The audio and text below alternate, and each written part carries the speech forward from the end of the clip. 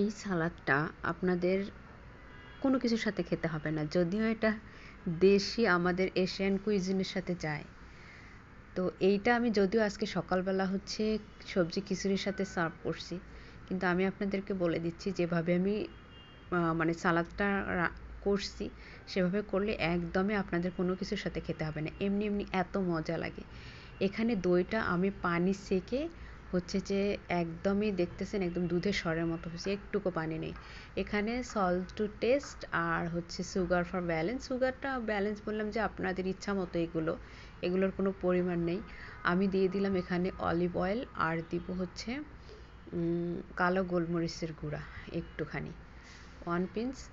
এটা দিয়ে এখন খুব ভালোভাবে মিক্সারটাকে মিক্স করে নেবেন। যখন আপনি মিক্স করবেন তখন খেয়াল করবেন যে একটুকু যে টক দই আপনি নিছেন গোটা গোটা বা এগুলো হয়ে নাই, কারণ অলরেডি পানি পড়ে ওটা এত সুন্দর একটা ক্রিমি টেক্সচারের মতো হয়ে যায় যে আপনি জাস্ট হচ্ছে যে সবগুলো ইনগ্রিডিয়েন্টস একসাথে মিক্সড করে নেবেন। আপনারা যারা ডায়েটে থাকেন বা ডায়েট করেন, ভাত খান না, ভাতটাকে অ্যাভয়েড করতেছেন, তারা হয়তোবা একটা ডিমের সাথে বা অন্য কিছুর সাথে এই সালাদটা এক বাটি খেতে পারেন। এটা যে টক দই আর সালাদ মানেই যে টেস্টলেস বিষয়টা তা না, এগুলো খেতে এত মজা। আপনারা চেষ্টা করবেন শশা না নিয়ে বাংলা ভাষা যেটাকে ক্ষীরা বলে, আমাদের দেশীয় শশাটা তো হচ্ছে যে চাষ করা, মানে এটাও চাষ করা, বাট এটা টেস্ট আলাদা, শশার টেস্ট আলাদা। ক্ষীরাটা একটু ছোট ছোট সাইজের হয় এবং কাটিংটা ইম্পর্টেন্ট, ছোট ছোট এটাকে একইভাবে আমি টমেটোটা কিন্তু বিচিটা ফালায় দিছি, তারপরে গাজর আর হচ্ছে ক্ষীরা, পেঁয়াজ, কাঁচামরিচ একই শেপে আমি কাটার চেষ্টা করছি।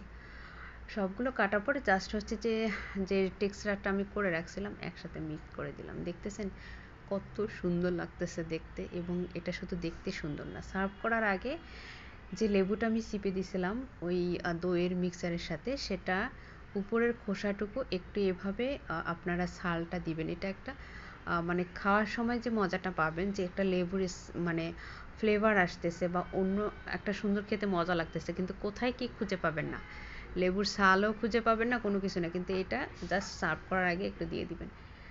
এই সালাদটা আপনারা ট্রাই করে মানে দেখতে পারেন, এটা খেতে অনেক মজা। যে এটা এমনি খেতে হবে তা না, মাংসের সাথে, পোলার সাথে, খিচুড়ির সাথে আপনাদের ইচ্ছা মতো রুচি অনুযায়ী আপনারা খেতে পারেন।